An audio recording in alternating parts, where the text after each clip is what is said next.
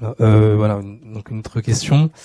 Alors, où va l'âme après la mort? On sait que le corps retourne à la poussière, l'esprit retourne à Dieu qui l'a créé. Mhm.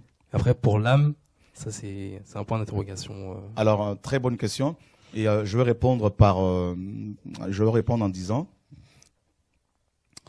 ça dépend de ce qu'on entend par âme. Et les Écritures donnent plusieurs définitions par rapport à l'âme. On nous dit dans Ézéchiel, l'âme qui pêche, c'est celle qui mourra. D'accord? Donc, et pourtant, en même temps, nous voyons dans les Écritures des personnes qui sont décédées, dont là on parle d'elles en disant leurs âmes criaient au Seigneur.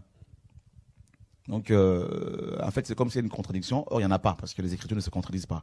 En fait, c'est l'interprétation. Il faut voir les contextes à chaque fois.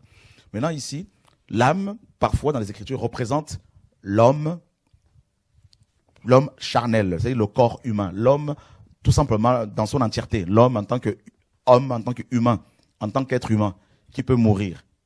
Voilà.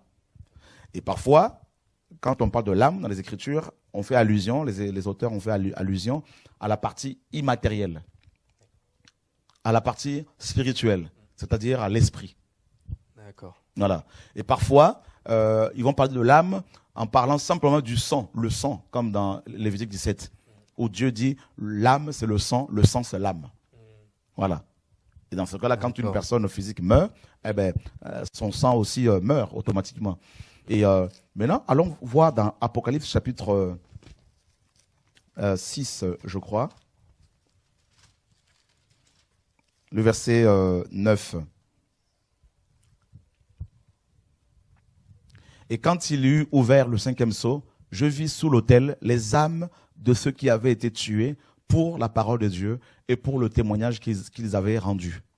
Et elles criaient à haute voix, disant, jusqu'à quand, Seigneur, qui est saint et véritable, ne jugeras-tu pas et ne vengeras-tu pas notre sang de ceux qui habitent sur la terre?